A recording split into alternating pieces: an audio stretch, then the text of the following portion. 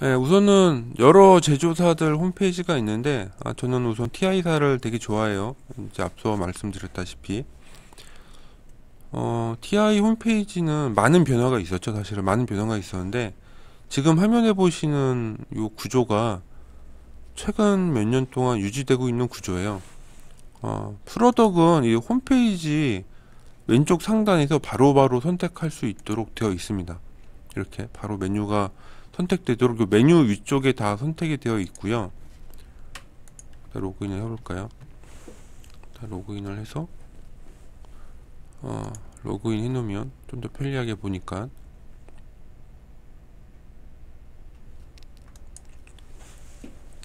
요 중간에 보면 이게 불특정 주기로 내용이 바뀌어요. 뭐 한꺼번에 바뀐 경우도 있었는데 지금은 이렇게 일부 내용이 조금씩 바뀌면서 밀리는 구조인 것 같아요. 여기 한 12개 정도 보이는데 12개 내용이 한 번에 바뀐 적을 잘 못 본 것 같아요. 요새는 이렇게 일부 내용 남겨두고 일부 바뀌고 또 일부 내용 남기고 일부 바뀌고. 그래서 여기 내용을 보다 보면 물론 이분들 뭐 영업하는 내용들도 나오는데 뭔가 추세 같은 거를 좀 알 수가 있어요. 그러니까 예전과 다른 행태, 예전과 다른 TI의 모습들. 우선은 원래 옛날에는 레퍼런스 보드를 영업적으로 많이 활용하지 않았는데 이 TI가 이제 이게 이제 뭐 매출 규모가 있어서 이제 그런 거겠지만은 이 보시면 레퍼런스 제품을 팝니다. 팔고 그 중요한 제품들 예를 들어 레퍼런스 보드라고 하면은 여기 툴 앤 소프트에 보시면 런치패드 킷 앤 부스터 팩 뭐 이렇게 아니면 센서 태그 킷 이렇게 있는데 원래는 여기 디벨롭먼트 키트라고 해서 이렇게 개발용 툴을 파는 게 있었어요. 조금씩 있었는데 어느 순간부터 자사의 중요한 마이콤이나 뭐 아날로그용 부품들 뭐 ADC, DAC 아니면 특수한 부품들이 나오면 거의 레퍼런스 보드를 다 만드는 것 같아요. 다 만들고 판매를 합니다. 특히나 이제 제품군, CPU 제품군이 많아지면서 이 제품별 런치패드 보드라는 걸 만들어요. 기본적으로 굉장히 저가격이고요. 제가 해외 운송으로 해봐도 아무리 비싸도 6만원 선? 5만원 선? 정도 선이면은 구입이 가능해요. 단 한 개라도. 물론 더 확장된 이런 개발용 키트는 가격이 좀 비싸지만 그냥 학습용으로 된 것들, 저도 지금 책상에 런치패드 보드가 세 종이 있거든요. 뭐 달러로 하면은 한 40불 미만, 하나로 주문해도 5만원인가 6만원이면 구입 가능한 이런 제품들 굉장히 이렇게 저렴하게 공급을 하는데 그런 것 부분에 대해서 광고를 굉장히 많이 하고. 어디 갔니? 이렇게 할인 행사도 많이 하고요. 여기 자동으로 넘어가네요. 네. 그래서 이런 거를 굉장히 적극적으로 이용하고 있습니다. 뭐 일단 영업적이긴 한데 학생분들한테는 좀 도움이 되니까. 이번 주에 떴던 것 중에 좀 바뀐 내용이 요 두 번째 내용인데요. 쿨 케임 앤 컴플리언트 뭐 이런 건데 부품이죠. 부품 광고. 제가 요새 느끼는 추세 중에 한 개인데 전력전자 쪽을 하다 보니까 그 사실은 큰 전원장치, 그러니까 용량이 크거나 규모가 큰 전원장치는요, 그 전자회로가 꽤 커요. 이게 부품이 한두 개로 해결이 안 되는데요. 그 조그만 전원장치들도 사실은 이렇게 칩 하나로 이렇게 구현되는 경우는 잘 없거든요. 물론 요새는 이제 그런 게 워낙에 잘 발달해서 주변에 최소한의 부품만으로 개발할 수 있게 하는 경우가 많은데 그게 좀 더 극단적으로 발전하고 있는 것 같아요. 그러니까 그러니까 애당초 아주 소형화로 만들기 어렵거나 하나의 칩으로 만들기 어려운 제품을 빼고 소규모, 뭐 아무리 커도 수십 와트 미만 하고 저전압인 어떤 이런 DC-DC용 IC류는요 이렇게 모듈화 되는 경향이 있어요. 그러니까 주변에 모든 필요한 회로를 칩으로 구현하는 거죠. 여기 이런 식으로 그냥 일반적인 회로인 것 같은데, 근데 일반적이지 않아요.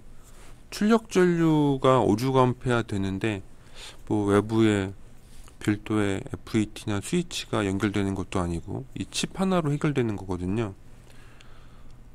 이게 좀 더 극단적으로 발전한 부품은 아예 부품 위에다가, 그러니까 요 전자 부품 위에다가 인덕터나 캡을 박아서 마치 하나의 부품인 듯 만드는 것들도 있거든요.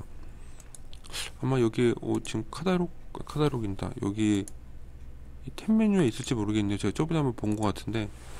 그래서 이 가만히 추세를 보면 소형 전원 장치들의 추세가요. 이제 여러 개의 부품을 써서 개발을 할 수도 있지만 그런 거를 하나의 칩으로 아예 모듈화 시켜서 개발한다 이거죠.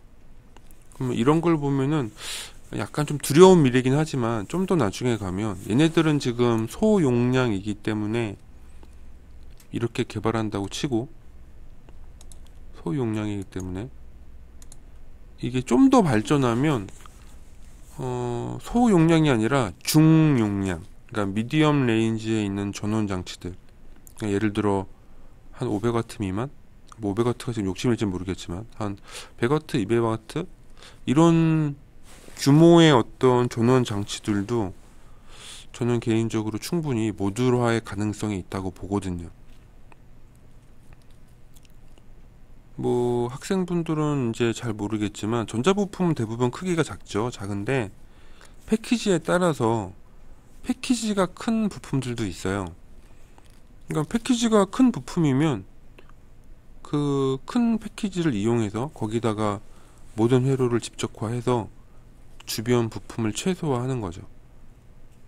그래서 그러한 추세들도 엿볼 수가 있는 좋은 카드예요. 하고 이게 지금 저기 내셔널사 인수하면서 이런 경향이 좀 더 이제 발전할 것 같아요. 이 TI사가 은근히 인수합병을 잘합니다. 은근히 제가 지금 생각해보면 정말 인수합병을 자기의 약점인 부분을 정말 잘 하는 것 같아요. 세 번째 메뉴는 이게 금주에 새로 바뀐 건데, 이 TI사가 원래는 자동차 시장에 큰 관심이 없었던 것 같아요.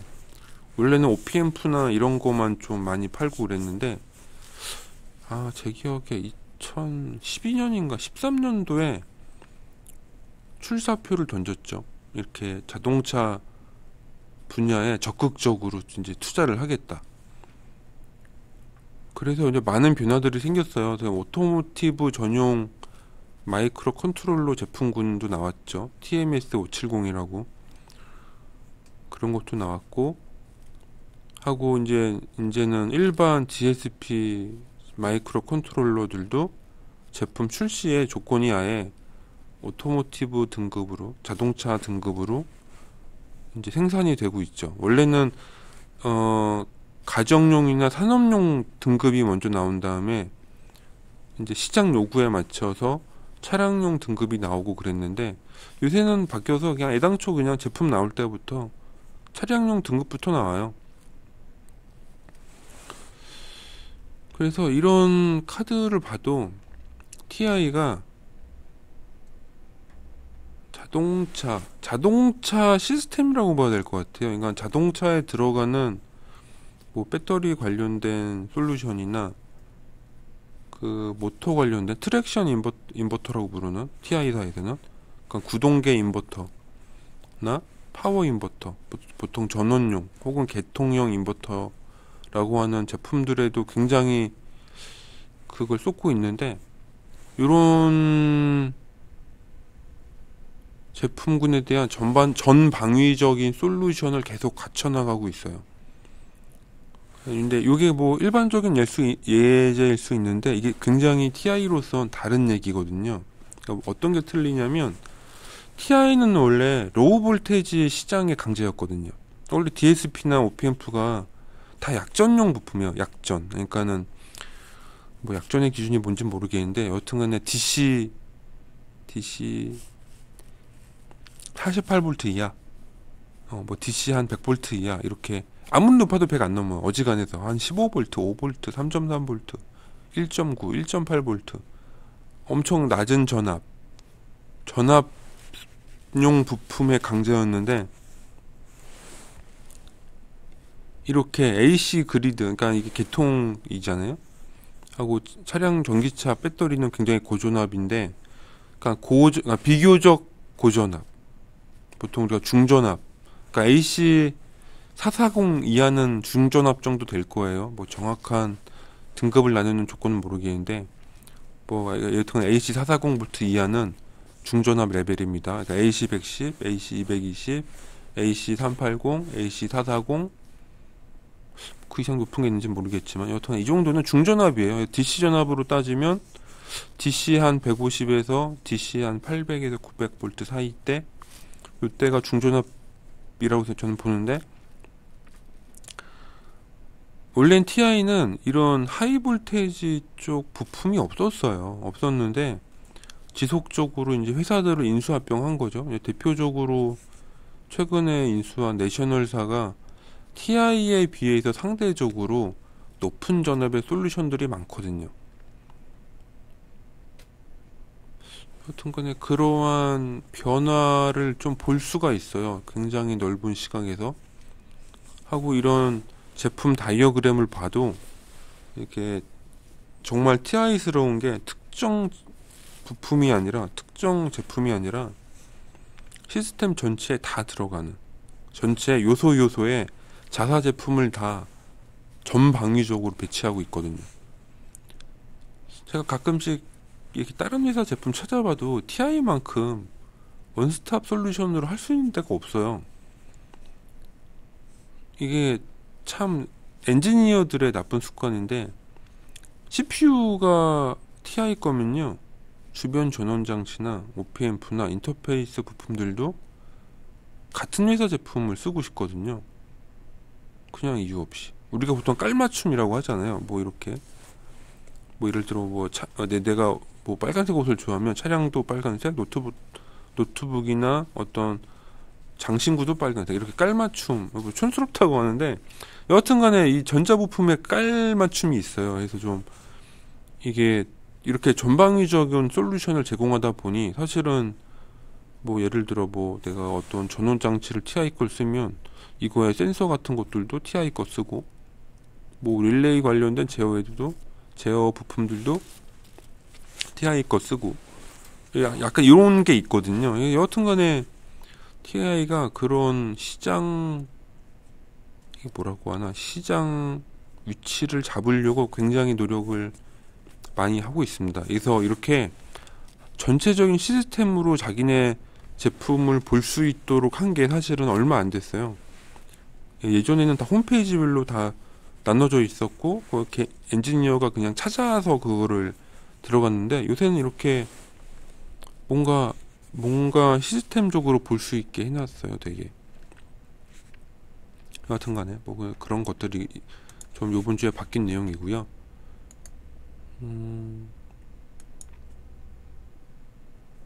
요번 주에 바뀐 것 중에 좀 재밌는 게, 요게 사진이 무선 청소기인데, 뭐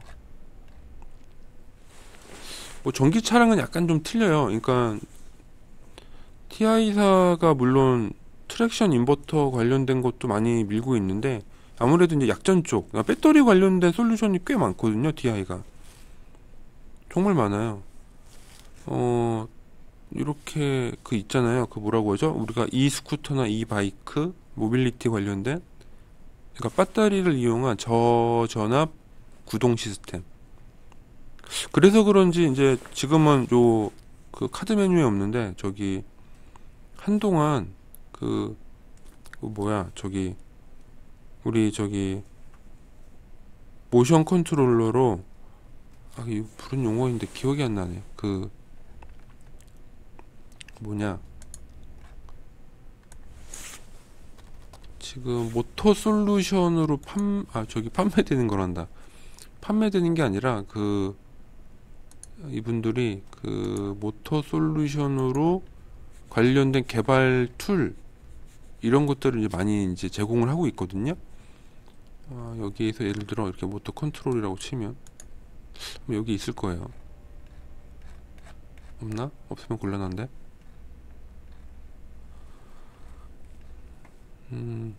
특히 피콜러 같은 제품이 대표적인데 저희는 주로 델피노를 씁니다만 이거를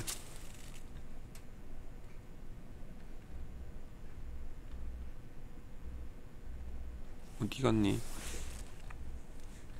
이상하네요. 오늘은 뭘 설명하려고 찝으면 내용이 안 나와. 좀 이따 나중에 다시 한번 설명하는 기회를 가질게요. 그래서 저 C2000 계열이 주로 리얼타임용 제어기로 어떤 전원 장치나 어떤 제어기, 전원 제어 뭐 이런 거에 쓰는 건데 모터 제어용 솔루션을 엄청 밀고 있거든요. 그 단일 개발 시스템으로. 그러다 보니까 이제 이런 솔루션, 이런 시스템 블럭이 형성이 되는 거죠. 자사 CPU에다가 게이트 드라이버랑 스위치 붙이면 이제 저전압 모터를 제어할 수 있는.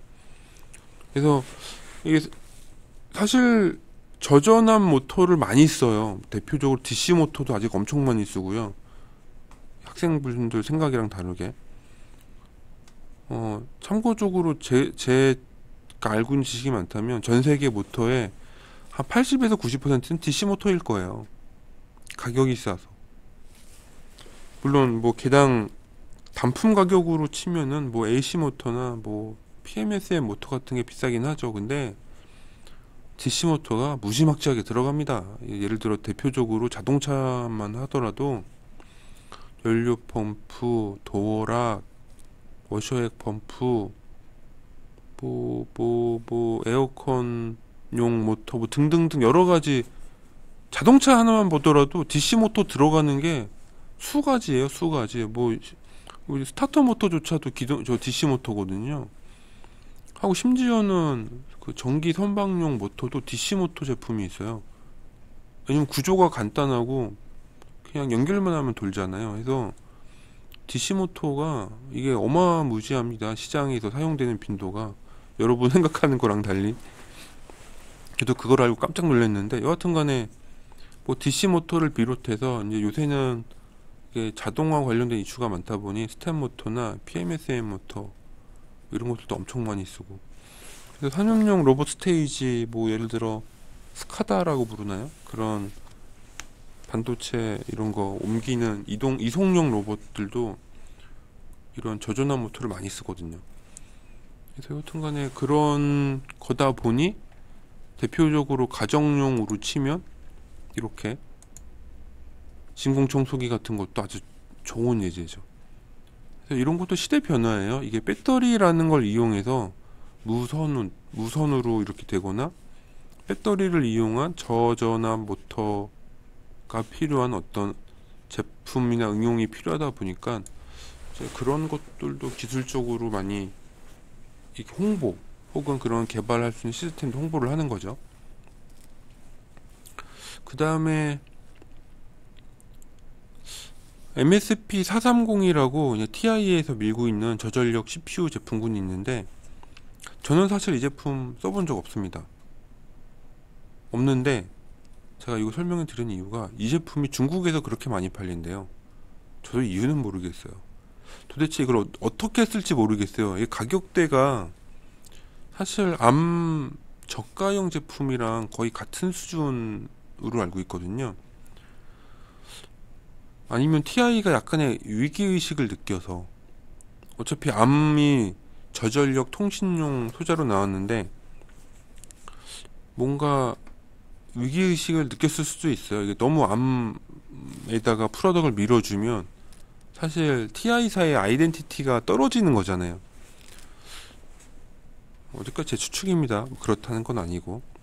그래서 저전력 솔루션으로 특화된 제품군을 만든 게 이 MSP430이에요.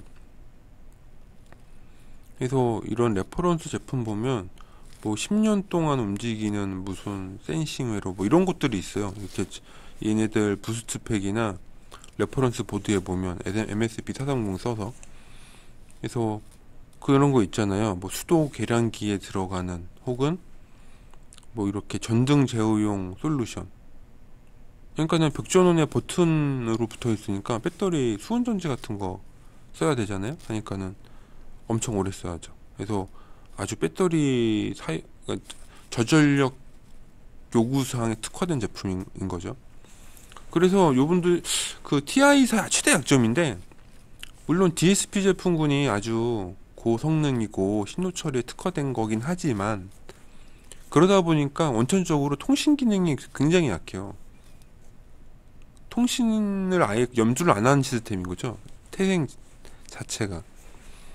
그래서 암이 도입되면서, 암은 태생적으로 네트워크나 저전력에 특화된 제품이니 걔는 그냥 갖다 붙이면 다 랜이 있고 USB가 있고 통신 기능이 다 장착되어 있는 거야. 근데 이건 여하튼간에 TI 고유의 아이덴티티한 제품군이 아니잖아요. 그러니까는 이런 저전력 제품군을 만들어서 굉장히 다용도로 쓰고 있습니다. 이렇게 센서용, 표시장치용, 요새는 블루투스나 지그비, 아니면 이더넷, 이더캣 이런 식으로 마이컴이랑 통신 장비를 붙여서 특정 솔루션에 맞도록 개발된 프로덕트가 굉장히 많아요. 저도 사실 이거 좀 써보려고 그 런치패드 보드를 몇 개 사놓은 게 있는데 손도 못 대고 있네요. 이게 너무 딴 일이 많다 보니까. 그리고 관심 있게 계속 지켜보고 있습니다. 여튼간에 지금 추세는 심플링크라는 저 MCU 플랫폼이 뭐냐면 MSP430 제품군. 근데 430이 좀 발전해서 432가 됐는데, 컨트롤러에다가 이제 통신 컨트롤러를 추가시켜서 이렇게 만들 수 있는 제품군이라는 거죠. 그래서 이게 되면은 사실은 이게 굉장히 사실은 제가 안 써서 그렇지 이게 시사하는 바가 굉장히 커요. 이렇게 컨트롤러랑 통신이랑 센서가 결합되면 사실 할 수 있는 게 굉장히 많죠. 진짜 아마 4차 산업혁명의 IoT, 인터넷 오브 띵스, 만물 인터넷이 된다면, 저는 TI가 이게 굉장히 그런 시장을 바라보고 이렇게 투자하고 있는 분야가 아닐까 생각을 해요. 그래서 컨트롤러에다가 와이어리스 스택 종류가 굉장히 많아요. 어딨어? 여기는 통신 종류까지 여기 와이파이, 여기는 와이파이는 일반 우리 가정용 그런 와이파이가 아니라 그 산업용 와이파이, 그러니까 근거리 와이파이고요. 블루투스, 여기 서브, 이건 이 와이프는 진짜 일반 와이파이인가 보네요. 이 서브 1기가라고 하는 게 제가 와이파이로, 산업용 와이파이로 하는데, 이거랑 블루투스, 지급이 뭐 이런 게 결합돼 가지고 그걸 개발할 수 있는 소프트웨어 라이브러리 툴킷까지 제공하는 구조로,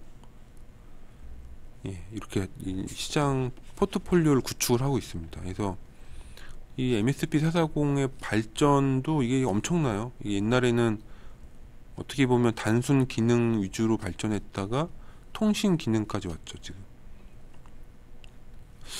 여튼간에 TI도 나름 암을 대적하기 위한, 혹은 암과 달리 독자적으로 하기 위한 여러 가지 방법들을 고민하고 있는 것 같아요. 오늘 제품군 자체의 특성은 거의 암이랑 약간 비슷한 느낌이거든요.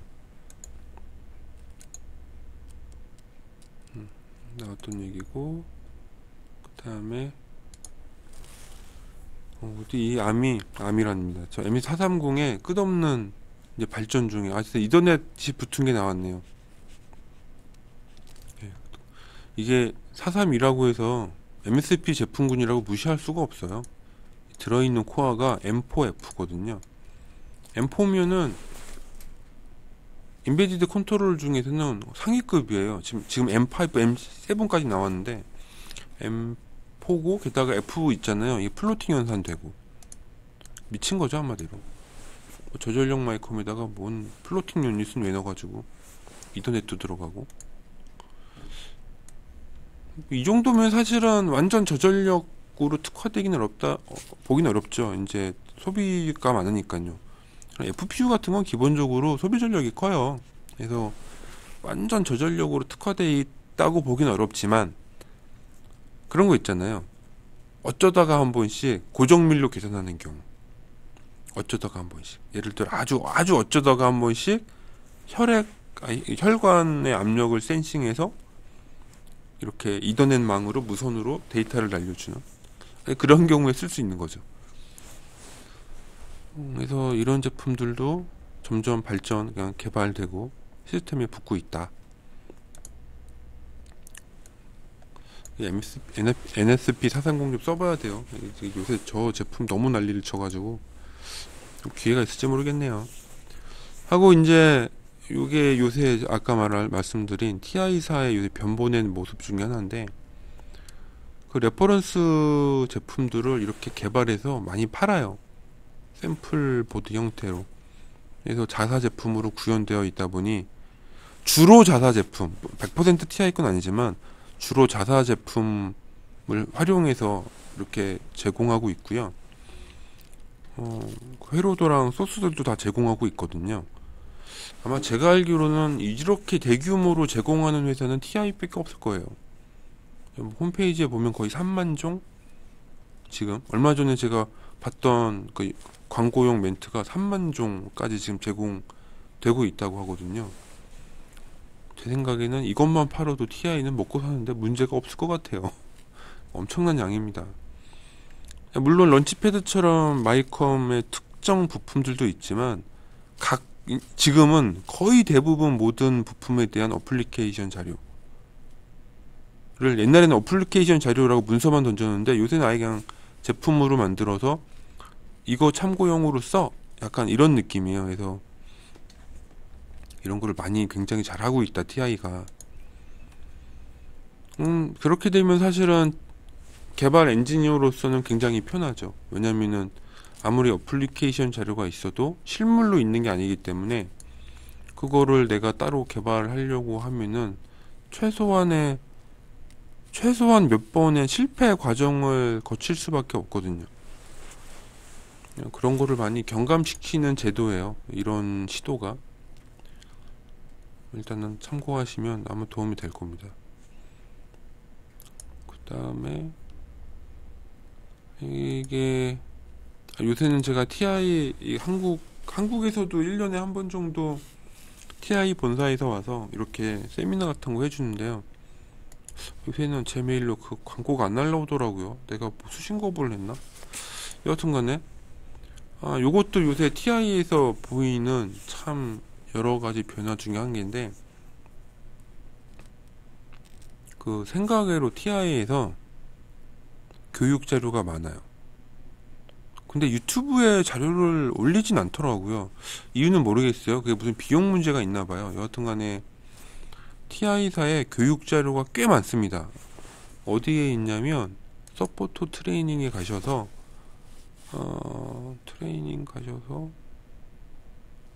TI 비디오 뭐 이런 데 들어가시면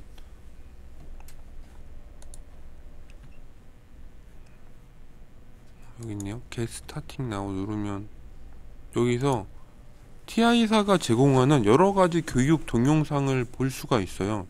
저도 요새 일할 때 이렇게 옆에 좀 적적하면 이거 틀어놓고 하거든요. 정말 다양한 자료들이 많습니다. 한국에서 올린 자료도 있네요. 여하튼간에 이런 자료도가 있으니까 한번 보시면, 그러니까 그냥 맨땅에 헤딩하는 것보다 나아요. 저는 컨트롤러 제품군 공부할 때 여기 있는 자료를 가끔씩 보거든요. 굉장히 좋은 자료들이 많고, 컨트롤러 아니더라도 뭐 OPM프나 뭐 여러가지 시장 동향 아니면 기술적인 내용 포인트에 대한 강의 자료들도 있으니까 한번 관심 있는 분들은 찾아서 보세요. 네, 이런 게 이제 외적으로 잘 홍보가 안 돼서 그런지 이제 가끔씩 뜨네요. 원래는 대부분의 경우 제품 광고들이 주로 올라왔는데, 그 다음에 DLP. DLP의 시장 동향은 헤드업 디스플레이로 안착이 되는 건가요? DLP는 TI사에서 쉽게 말하면 뭐죠? 영사기, 그 빔 프로젝터 같은 거 만드는 그런 뭐라고 그냐 이미지 소자가 있어요. 근데 초반에는 이거를 그저 빔 프로젝터로 했다가 광고하다가 3D 프린터, 우리가 그 있잖아요, 광학식 3D 프린터, 이게 액체 자외선인가 빛 받으면 굳는 그 3D 프린터 종류가 있는데 또 걔도 이름이 기억이 안 나네요. 여튼간에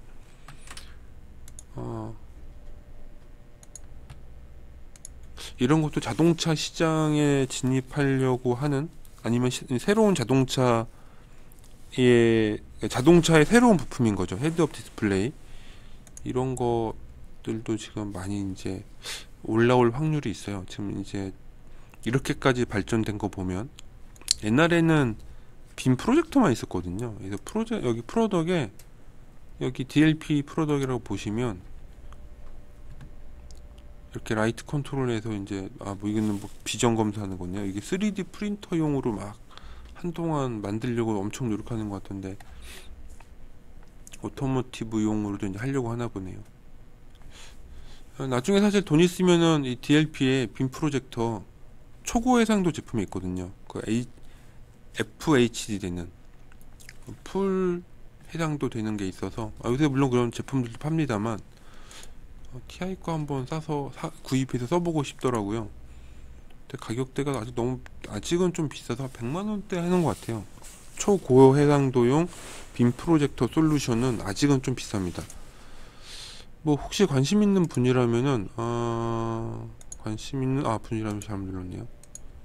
여기에서 디벨롭먼트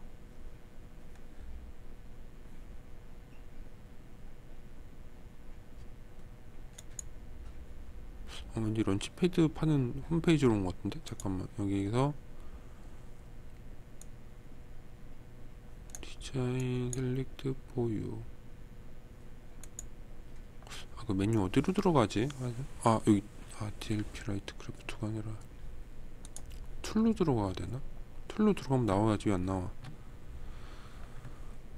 키트보드인데 런치패드밖에 안 나오네.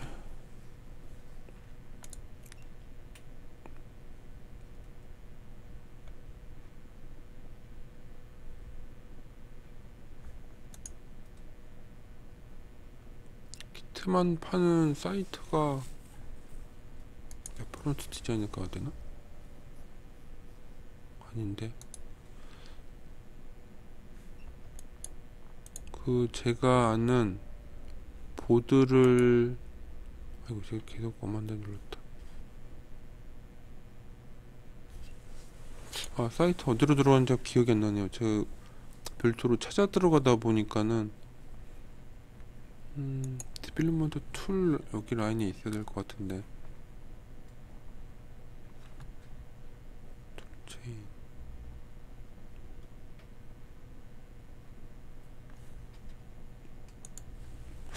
여기 없지?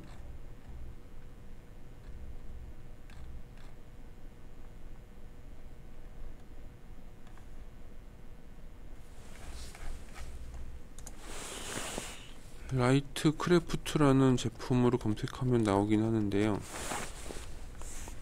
이게 제품군이 아마 엄청 많을 건데, 이렇게 여기 있네요. 4710이네요. 이게 지금 커뮤니티에 있는 자료네. DLP 4710. 이 제품이 사양이 엄청 좋더라고요. 이런 제품은 한번 제품 있으면, 물론 개발용 제품이긴 하지만 저 한번 써보고 싶다라는 욕심이 살짝 그렇다고 이런 제품 사지 마세요. 저기 AS 안 됩니다. 고장나면. 그래서 이게 지금 TI사에서 이 빔 프로젝터 파는 게 있어요. 개발용으로. 아, 여기 있네. 요놈. 아, 요 사이트 어떻게 들어가지? 아, 요 제품 사양이 엄청난데 이게 가격이 좀 비싸요. 한 100불. 아마 주문하면은 130, 140만 원 나올 것 같은데 한번 써보고 싶더라고요. 괜히. 여튼간에 뭐 참고하시고요.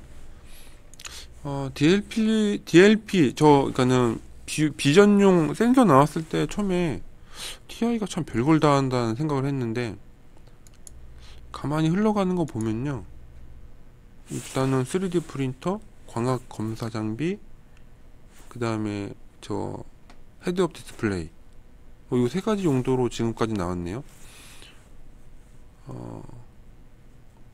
약간 미래 산업이 될 수도 있을 것 같아요. 어떤 면에서는 우선은 모니터 같은 게 벽면에서 이렇게 모니터 안 쓰고 벽면에 서서 벽을 모니터로 쓸 수도 있는 거잖아요. 그죠?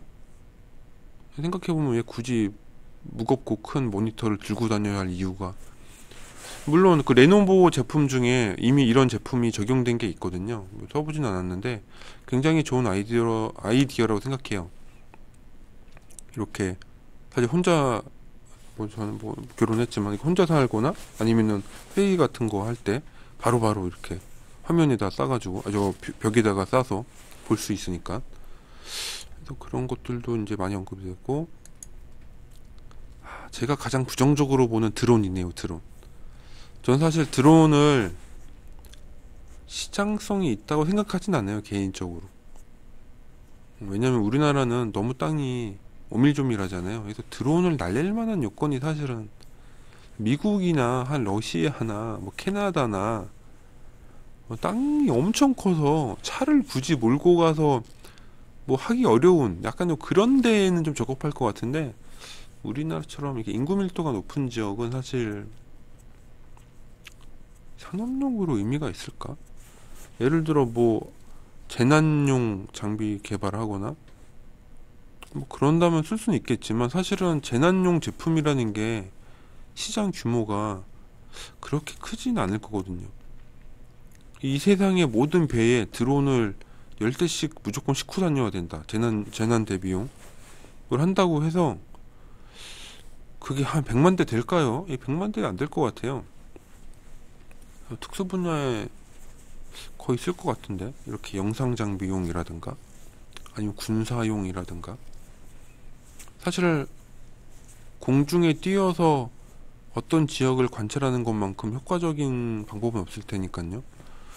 여튼간에 드론도 물론 제 취향인 제품은 아니라서, 그런 분야는 아니라서 제가 뭐 딱히 뭐 막 관심 있게 보고 있진 않지만, 또 분야 자체는 끊임없이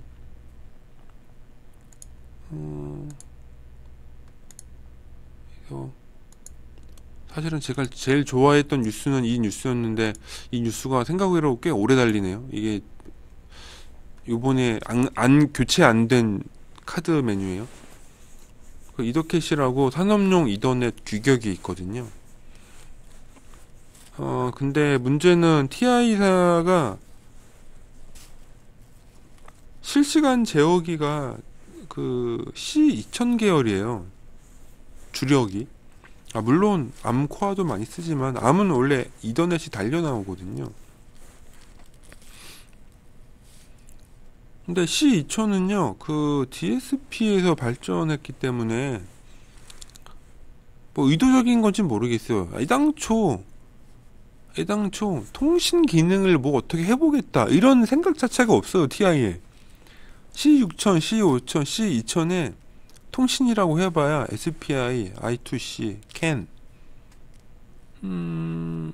UART 정도 있고, 진짜 이더넷, 뭐 블루투스 지급 이런 거는 아예 늘 생각 자체가 아예 영혼에 없어. 그러니까 이러다 보니까 이더넷을 이제 연결하는 이 시장들이 점점 발전하고 있거든요. 그러니까는 대표적으로 그러니까 다병렬 시스템, 그러니까는 예를 들어 반도체 장비에 여러 모터를 동시에 제어하는 이제 그런 것들을 많이 쓰는데요. 이게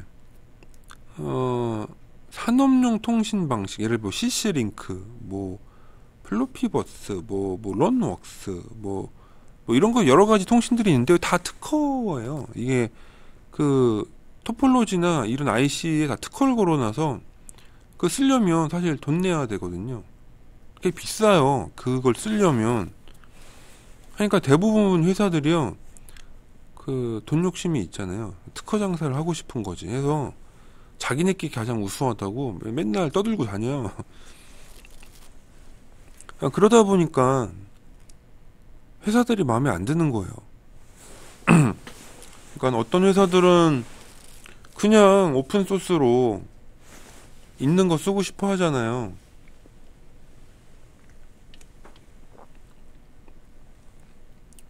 그래서 요새 예를 들어 자동차 쪽 같은 경우는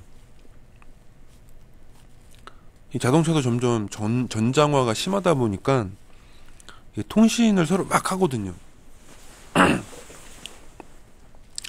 근데 요새 추세 중에 하나가 그 전장 그런 제어기들도요, 이더넷 팀이 생기고 있어요. 이더넷, 그러니까 랜으로 묶자. 그러니까 캔이나 뭐 이런 게 아니라 아예 어차피 많은 데이터가 왔다 갔다 하는 시스템이 될 거 아니냐.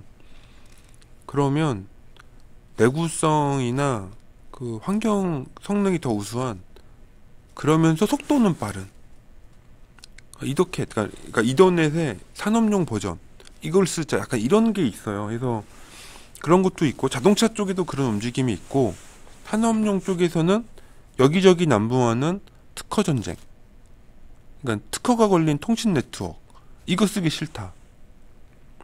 이거 엄청 문제거든요. 이게 예를 들어 대표적으로 PLC만 하더라도 뭐 미쓰비시는 CC링크 밀고, 뭐 저기 뭐 저 뭐야 저기 우리 저 PLC 유명한 회사 어딨지? ABB사나 뭐 이런 회사들 보면 각 회사마다 통신이 다 틀려요. 그러니까 USB 쓰는 데 있고, CC 링크, 뭐 또 주로 이더넷 쓰긴 하지만, 여하튼간에 자사 제품에 특화시킨 통신을 접목하려고 엄청 노력하거든요. 이게 특정 하드웨어랑 특정 통신 프로토콜이 접목이 되면 그거를 한번 도입했다? 못 바꿉니다. 바꾸는데 돈도 많이 들고요. 시스템 특성을 맞추는 게 더 어려워요. 그러니까 그런 거에 반하는 세력들이 생기는 거죠. 야, 왜 너희 자꾸 하드웨어를 특수하게 만들어? 좀 범용 오픈 플랫폼으로 만들어 봐. 누구나 쓸 수 있게. 이런 걸 찾다 보니 이더넷이 이제 얻어 걸린 거죠. 어차피 이더넷은 PC 환경에서 일반적이고, 또 자동화 시스템도 PC에 붙기도 하고, 이거는 뭐 특허로 뭐 어떻게 할 수가 없어요. 그냥 개방된 시스템이기 때문에 그냥 갖다 쓰면 돼요. 그래서 이더캣이 요새 엄청 뜨고 있는 핫한 통신 방식이에요. 사실 이것 때문에 이제 암이 더 뜨기도 했어요. 그러니까는 이게 사실은 스마트폰 되면서 암이 부흥한 것도 있지만, 이런 이더넷망 연결하는 데에 하는 어떤 솔루션에는 암이, 걔는 원래 태어날 때부터 통신용이었거든요. 통신에 특화되도록 개발된 거라 가지고. 여하튼간에 뭐 TI가 엄청 많은 DSP, 고성능 DSP를 취급함에도 불구하고, 엄청 고성능의 모터 제어 솔루션을 제공함에도 불구하고 안 되는 그 하나, 여러 개의 뭐 모션 제어기 아니면 실시간 제어기를 단일 시스템으로 묶어서 제어할 수 있는 방법이 요원했거든요. 근데 그거를 이제 이더캣으로 푼 거죠. 물론 칩 외 솔루션, 그러니까는 CPU 옆에 또 하나의 통신 칩을 붙이는 방식이긴 한데, 스택이나 이거를 아예 별도로 분리를 해서 쓸 수 있도록 이렇게 지원하는 칩이 나왔어요. 이거 칩 이름이 있는데 뭐 1100인가? 뭐 이더캐슬 ET 1100. 예, ET 1100. 이런 제품으로 나와서 물론 저는 이게 가격적인 면에서 암보다 훌륭하다고 생각하진 않아요. 훌륭하진 않은데 우선은 그 문제가 있죠. 문제라기보다는 이것도 이제 사람들의 어떤 성향인데, 암은 원래 통신이나 저전력에 특화됐지만 단점이 이 실시간 제어용에 특화되어 있다라고는 아직 검증이 안 된 거예요. 시장에서 많이 지금 막 규모가 늘고는 있지만 실시간 제어용으로 적합하냐는 아직 퀘스천이 있는 거죠. 그래서 사람들이 아직 많이 그 암을 이런 실시간 제어용으로 많이 도입을 안 하고 있는 것 같아요. 근데 지금 새해가 커지고 있는 건 맞아요. 뭐 미래의 싸움은 어떻게 될지 모르겠지만 우선 TI사는 TI사 고유의 DSP 솔루션이 있으니까 이걸 절대 포기하면 안 되죠. 하고 암은 또 암대로 열심히 또 개발해서 쓰고, 그래서 언젠가는, 제 생각인데 언젠가는 이 두 가지 제품이 서로 상충할 거라고 봐요. 그러니까 암은 TI에서 만드는 암은 실시간 제어기로 올라오고 TI사의 DSP는 통신 영역까지 확장이 되는, 약간 그런 걸 좀 생각해 보고 있어요. 이게 뭐 상충되면 나쁜 거 아닌가요? 그게 아니라요. 그렇지 않아요. 둘 중에 어느 쪽이라도 쓸 수 있는 사람은 TI 걸 쓰게 되는 거죠. 아셔야 될 게, 여러 가지 CPU를 동시에 개발할 수 있는 엔지니어는 되게 드물어요. 이게 특정 시스템에 익숙한 사람은 그것만 씁니다. 계속 어지간하면은. 예를 들어 TI 걸 좋아하는 사람, TI 제품에 익숙한 사람은 TI 것만 쓰려고 해요. 또 마이크로칩을 선호하시는 분들은 마이크로칩만 또 선호하고. 그래서 그런 게 약간 선호도가 있거든요. 그래서 TI가 만약 암으로도 실시간 제어기가 되고 DSP로도 실시간 제어기가 된다면 뭐 더 많은 시장의 고객들, 개발자들을 포섭할 수 있는 거죠. 물론 누가 더 좋냐는 또 다른 문제지만, 여하튼간에 추세상으로 보면 지금 암7도 점점 마이크로 컨트롤러 시장에 진입하고 있기 때문에 TI사가 암사랑 잘 라이센스 맺어서 그런 고속화, 실시간 제어용으로 특화하면 뭐 나쁘지 않을 것 같아요. 예, 우선은 뭐 그런 내용들이 있었고요. 마지막으로 뭐 머신러닝 얘기에 대한 사설 내용인 것 같은데, 정말 무서운 얘기죠. 4차 산업혁명, 사실 이거 우리나라에서만 떠든다고 해요. 이게 우리가 방송에서 보는 것처럼 외국에서는 뭐 크게 없을 겁니다. 왜냐하면 4차 산업혁명이 됐건 자동화 시장이 그 인간의 직업을 빼앗건 아직 산적한 문제들이 엄청 많거든요. 산적한 문제기. 알파고가 사람 바둑 이겼다고 해서 사람이 바둑을 배우면 안 돼 라는 논리는 맞지 않잖아요. 알파고가 뭐 인공지능이 바둑 잘 둬도 나는 재밌어 보여서 해보겠다 이럴 수 있는 거잖아요. 그러니까 승부가 중요한 게 아니라 그 사용하는 선호도가 좀 있거든요. 그래서 이런 자동화 시스템들도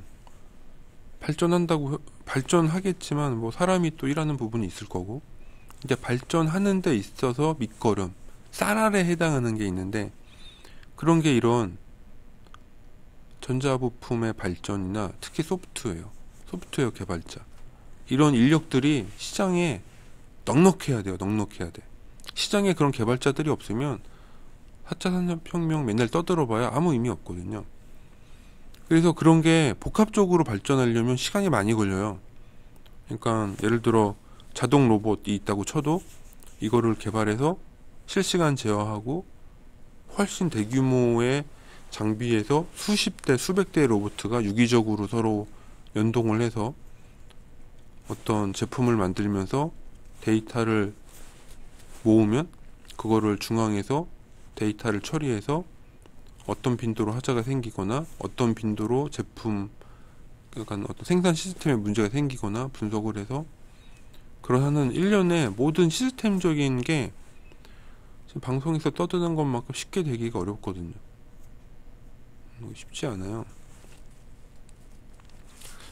아마 한참 당분간은 각각 개별 회사의 솔루션들이 먼저 특정 분야에서 각각 자기 분야에서 발전을 할 것 같고요. 제 생각입니다. 그냥 이게 언젠가는 오픈 시스템으로 완전 이 개방된 시스템으로 발전될 때까지는 훨씬 많은 시간이 걸리지 않을까. 물론 개방된 시스템으로 발전하는 순간 정말 세상이 많이 바뀌겠죠. 그때는. 그러면 진짜 집에서 일반 개인들이 제품을 사서 집에서 생산할 수도 있겠죠. 그런 시대가 오면. 근데 아직까지는 뭐 그렇게까지 가려면 아직은 시간이 더 걸릴 거예요. 뭐 그런 제품이 나온다 하더라도 일반 우리 엔지니어나 시민들, 일반 사람들이 느끼는 수준까지 제품의 기술력이 내려오려면 아직은 시간이 더 필요합니다. 이런 하드웨어 부품이 나오면 그에 상응하는 프로그램 개발이 병행돼야 되거든요. 근데 그런 것들이 좀 시간이 걸린다. 프로그램 속도가 약간 애매한데 급격하게 발전하는 것 같으면서도 또 막상 그러지 않아요. 생각외로. 우선은 그런 내용들을 좀 말씀드리고 싶었고요. 금주는 뭐 이 정도 주제로 일단은 얘기해 보았고요. 또 여기 카드 메뉴가 바뀌면 또 뭐 한번 관련된 내용으로 썰을 한번 풀어보죠. 굉장히 뭐 얘기하다 보니까 뭐 거의 1시간이 됐네. 이거 나이가 드니까 나쁜 게요. 이거 밤에 잠이 안 와요. 뭐 걱정이 많은 것도 아닌데. 여튼간에 뭐 장시간 떠들어 봤고요. 뭐 듣는 사람이 있는지는 모르겠지만 뭐 재밌게 들어주시면 감사하겠습니다. 예, 그래서 오늘은 여기까지 하겠습니다. 예, 수고하십시오. 감사합니다라고 해야 될까? 예, 감사합니다. 들어주셔서 감사합니다.